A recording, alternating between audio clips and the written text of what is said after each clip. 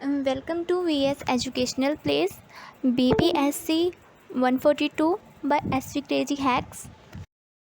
वैश्वीकरण की दुनिया में भारत की विदेश नीति। गाइस, हम इस वीडियो में इस बुक की अंतिम इकाई यानी कि 15वीं इकाई पढ़ने वाले हैं, आर्थिक संबंधों के बारे में। इसमें हम भारत के आर्थिक संबंधों के बारे में जानेंगे और एक व्यापार और विदेशी नीति क्या रही वो सब जानेंगे, और 2030 में भारत कैसा होगा ये जानेंगे। गाइस, इसमें बस यही इम्पोर्टेंट रहने वाला है, इससे अलग कुछ भी इम्पोर्टेंट नहीं रहने वाला। गाइस, हम इस वीडियो में इस बुक की अंतिम इकाई यानी कि 15वीं इकाई पढ़ने वाले हैं, आर्थिक संबंध। गाइस, पहले थोड़ा परिचय देख लेते हैं। अगर भारत की अर्थव्यवस्था की बात करें तो वो एक मिश्रित अर्थव्यवस्था है। इसमें 2.6 ट्रिलियन डॉलर के साथ दुनिया की सबसे बड़ी छठी अर्थव्यवस्था और दुनिया की सबसे तेज बढ़ती हुई अर्थव्यवस्था के रूप में सामने आती है। अपने बाज़ारों और अंतर्राष्ट्रीय संप्रदायों से बचना, आयात को कम करना, निर्यात को प्रोत्साहन देना इसके उद्देश्य रहे हैं। निवेश में भारत के विदेशी निवेश को आकर्षित करना और विदेशी विनिर्माण उद्योगों को भारतीय परिचालन स्थापित करने की सुविधा देना। दूसरी बात है, मेक इन इंडिया का अभियान चलाया गया अर्थव्यवस्था को विकसित करने के लिए। दूसरी ओर, रोजगार पैदा करने में मदद करने के लिए निवेश आमंत्रित करने के मूल सिद्धांतों पर आधारित है। वैश्विक बाजार में भारत के आर्थिक सहयोग में बदलाव आ रहा है। अगर भारत की आर्थिक व्यवस्था की बात करें तो 2017 से 18 में भारत की जीडीपी 7.2% और 18 से 19 में 7% बढ़ने का अनुमान है। इसके अलावा 4,750 से भी अधिक प्रायोगिक स्टार्टअप के साथ दुनिया में तीसरे सबसे बड़े स्टार्टअप बेस के रूप में अपना स्थान बरकरार रखा है। जनसंख्या वृद्धि के साथ श्रम बल में भागीदारी और उच्च शिक्षा, नामांकन, अन्य कारकों के आधार पर 2020 में श्रम शक्ति के 160 से 170 मिलियन तक पहुंचने की उम्मीद है। भारतीय रिजर्व बैंक यानी कि आरबीआई के अनुसार मार्च 2019 तक सप्ताह में भारत का विदेशी मुद्रा भंडार 40,564 बिलियन डॉलर था।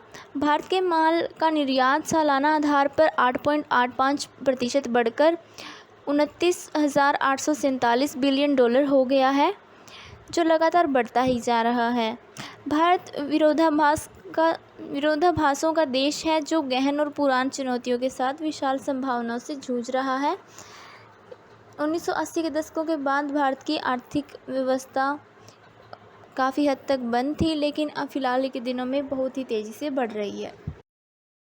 हाल ही के दशकों में नीतिगत सुधारों की एक श्रृंखला ने धीरे धीरे अंतर्राष्ट्रीय व्यापार के लिए खोल दिया है। निर्यात आयात दोनों बड़े हैं। उच्च आर्थिक विकास की दर की संभावना में सुधार किया है। दुनिया के दूसरे सबसे अधिक आबादी वाला देश अपने 1.3 अरब लोगों के लिए व्यापक रूप से आय बढ़ाने और वैश्विक आर्थिक स्थिरता और विकास में योगदान करने में सक्षम है। फिर भी भारत दुनिया के गरीबी का सबसे बड़ा पुल बना हुआ है। 300 मिलियन और राष्ट्रीय गरीबी रेखा के अनुसार 800 मिलियन से भी अधिक लोग प्रतिदिन $2 से भी कम पर जीवित हैं।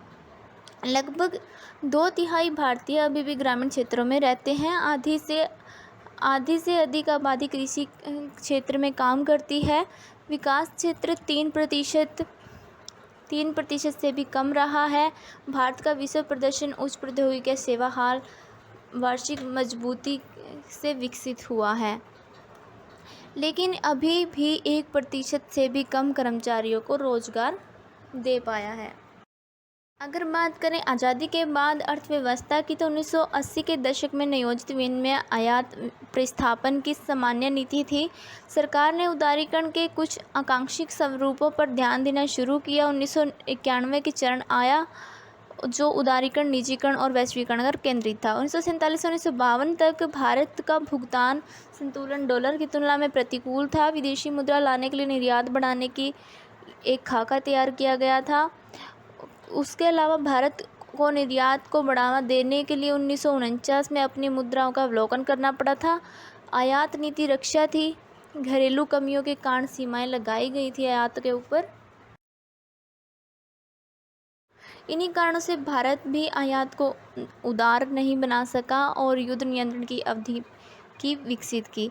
दूसरा चरण 1957 तक चला, जो कि सरकार ने तेज़ी से उदारीकरण व्यापार नीति अपनाई, लाइसेंस दिए आयात के लिए, आयात नियंत्रणों को उदार बनाकर निर्यात को बढ़ावा देने का प्रयास किया। तीसरा चरण 1962 तक था, जब व्यापार नीति की व्यापक समीक्षा की गई। इसके बाद 1966 में फिर भी रुपये का अवमूल्यन किया गया। व्यापार नीति के निर्यात को विकसित करने के लिए और आयात को अधिक उदार बनाने का प्रयास किया गया। अंतिम चरण 1975 के आगे के दौरान सरकार ने निर्यात को बढ़ावा देने के लिए आयात उदारीकरण की नीति अपनाई। आयात उदारीकरण को भी अपनाया ताकि मूल्य स्तर की वृद्धि को नियंत्रित करने के लिए आवश्यक वस्तुओं की घरेलू आपूर्ति में वृद्धि की जा सके। आयात उदारीकरण के माध्यम से आर्थिक विस्तार और निर्यात को बढ़ावा देने का इरादा किया गया। आयात और निर्यात की नीति पर निर्धारण आबाद हुसैन समिति की सिफारिशों पर आधारित था। इसके बाद प्रधानमंत्री नरसिम्हा राव द्वारा शुरू किए गए उदारीकरण का पहला बड़ा प्रयास था, जिसमें राजीव गांधी के सत्ता में आने के बाद उसी का नेतृत्व किया। प्रारंभिक उदारीकरण प्रक्रिया में प्रमुख अर्थव्यवस्था नीतिगत परिवर्तनों का प्रयास किया। औद्योगिक, व्यापारिक, राजकोषीय और मुद्रा इसमें मुख्य रहे। परिणाम स्वरूप निर्यात में डॉलर के संदर्भ में 17% से भी अधिक रिकॉर्ड वार्षिक वृद्धि देखी गई। उदारीकरण की शुरुआत प्रतिबंधों को कम करना, अर्थव्यवस्था से संबंधित क्षेत्रों को खोलना, नियंत्रण में आसानी और लाइसेंस निरीक्षण राज की समाप्ति फोकस के क्षेत्र में शामिल है। औद्योगिक लाइसेंसिंग, निर्यात आयात नीति, औद्योगिक उन्नयन, राजकोषीय नीति, विदेश निवेश भारत के लिए वैश्विक मुख्याधार की अर्थव्यवस्था का हिस्सा बनाने के उद्देश्य में सुधार विस्तारित और व्यापक थे। इसके अलावा शुल्क छूट योजना, निर्यात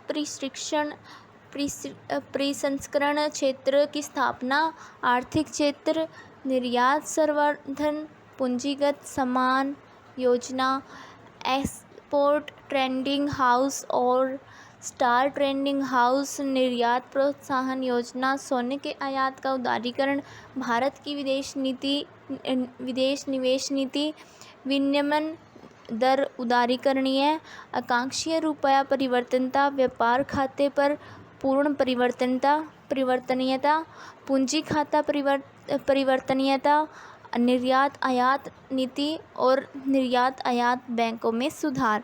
स्वतंत्रता के बाद भारतीय अर्थव्यवस्था की प्रकृति कैसे रही, इसमें एक यही क्वेश्चन इम्पोर्टेंट है जिसको बिल्कुल ध्यान से करना है। भारत का विश्व व्यापार संगठन के साथ कैसा कनेक्शन रहा, जान लेते हैं।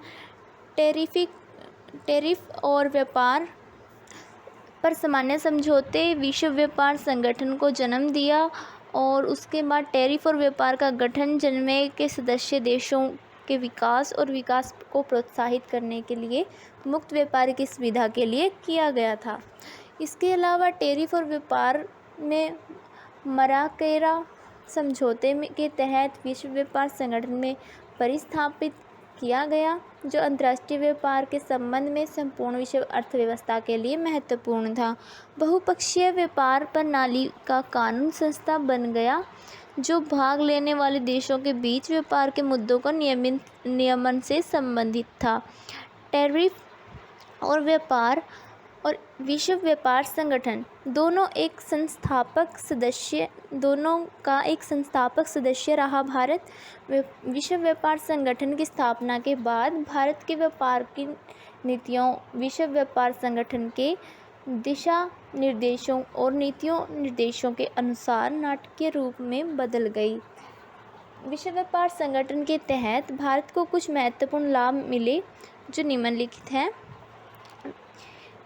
विदेश व्यापार में वृद्धि, कृषि निर्यात में वृद्धि, विदेश पूंजी निवेश में आमद और सेवाओं में निवेश। इसका नुकसान भी थे कुछ, जैसे कि घरेलू उद्योगों में हानि, घरेलू कीमतों का प्रभाव, रोजगार पर प्रभाव, सार्क आसियान आदि क्षेत्रों में गिरावट देखी गई। भारत बनाम आसियान दक्षिण पूर्वी एशिया राष्ट्र संघ, Indonesia, Singapore, Philippines, Malaysia, Brunei, Thailand, Cambodia, लाओ, पीडीआर, म्यांमार और वियतनाम शामिल हैं। उदारीकरण के बाद आसियान के साथ एक मजबूत और बहुआयामी संबंधों में भारत का ध्यान और आर्थिक स्थान के लिए इसकी निरंतर खोज के परिणाम स्वरूप पूर्व की ओर देखो नीति बनाई गई। यह एक आज गतिशील और कार्रवाई उन्नत एक्ट ईस्ट नीति के रूप में देखी जा सकती है। भारत और G20 ये रिलेशन भी जानना बहुत ज़रूरी है। अंतर्राष्ट्रीय वित्तीय स्थिरता को बढ़ावा देने के संबंधित नीतियों पर चर्चा करने के उद्देश्य से स्थापित G20 आर्थिक और वित्तीय संबंधों और नीतियों के अंतर्राष्ट्रीय समन्वय पर लक्षित द्वितीय विश्व युद्ध के बाद पहली श्रृंखला में नवीनतम है। इसके साथ शुरू ब्रिटेन वुड्स सिस्टम था, जिसमें अंतर्राष्ट्रीय मुद्रा कोष द्वारा पुनर्निर्मित और विकास के लिए अंतर्राष्ट्रीय बैंक शामिल था, जिससे बाद में विश्व बैंक के रूप में फिर से नाम दे दिया गया। इसने तब से विश्व व्यापार संगठन के लिए मार्ग प्रशस्त किया। G20 के सदस्यों में दुनिया के सबसे बड़े उन्नत और उभरी अर्थव्यवस्थाओं का मिश्रण शामिल है, जो दुनिया की आबादी का लगभग 2/3, वैश्विक सकल घरेलू उत्पाद का 85% और वैश्विक व्यापार का 75% से भी अधिक प्रतिनिधित्व करते हैं। G20 के सदस्य अर्जेंटीना, ऑस्ट्रेलिया, ब्राज़ील, कनाडा, चीन, France, Germany, Bharat, Indonesia, Italy, Japan, Korea गणराज्य, मैक्सिको, रूस, सऊदी अरब, दक्षिण अफ्रीका, तुर्की, यूके, यूएस और यूरोपीय संघ हैं। भारत G20 के एक महत्वपूर्ण सदस्य के रूप में उभरा, जो विश्व आर्थिक और वित्तीय व्यवस्था को फिर से आकार देने में योगदान और प्रभावित कर रहा है। भारत G20 के एक महत्वाकांक्षी बहुआयामी एजेंडों का अनुसरण करता रहा है। G20 स्थिति रिपोर्ट में G20 में भारत के निम्नलिखित प्रयासों की सराहना की गई। एक्सचेंज पर डेरिवेटिव इंस्ट्रूमेंट्स को लोकप्रिय बनाने के लिए भारत ने अच्छा काम किया। अंतर्राष्ट्रीय निकाय ने देखा कि श्रमिकों की सुरक्षा को बढ़ावा देना, कार्यबल में महिलाओं की भागीदारी को बढ़ाने के लिए भारत ने श्रम सुधारों में अच्छा काम किया है। इसके अलावा देखा गया कि भारत ने नवोन्मेष को बढ़ावा देकर व्यापार करना आसान बनाकर बाहरी उधारी की सुविधा के लिए स्टार्टअप की शुरुआत की है। भारत ने विश्व व्यापार संगठन में एक मुख्य भूमिका निभाई है, तो उस भूमिका का वर्णन करना है। ये एक बहुत इम्पोर्टेंट क्वेश्चन रहने वाला है। भारत के विश्व व्यापार संगठन के साथ कैसी भूमिका थी, कैसे रिलेशन थे। दक्षिण एशिया में भारत के व्यापार संबंधों की बात कर लेते हैं। अगर टोटल मिला के देखा जाए तो शेष विश्व के साथ $510 अरब का दक्षिण एशिया का कुल आयात रहा और निर्यात रहा $329 अरब का। इसके अलावा अगर भारत के साथ बात करें तो भारत सबसे प्रभावशाली अर्थव्यवस्था है, जिसमें से $510 अरब के कुल आयात में से भारत में आयात $391 अरब रहा, जो कि दक्षिण एशिया के कुल आयात का 77% है। इसके अलावा बात करें निर्यात की तो $264 बिलियन का कुल निर्यात रहा दक्षिण एशिया के साथ, जिसमें से भारत का 80% योगदान रहा निर्यात में। भारत के अलावा दक्षिण अफ्रीका के साथ बांग्लादेश के संबंधों को भी बहुत महत्वपूर्ण माना जाता है, क्योंकि बांग्लादेश दक्षिण एशिया के सबसे बड़ा व्यापारिक भागीदार है। इसके बाद नेपाल, श्रीलंका, पाकिस्तान, भूटान, अफगानिस्तान और मालदीव हैं। दक्षिण एशिया के सबसे आर्थिक निर्यात बांग्लादेश में होता है, जिसके बाद नेपाल में श्रीलंका, पाकिस्तान, भूटान, अफ़गानिस्तान इन देशों में का स्थान आता है।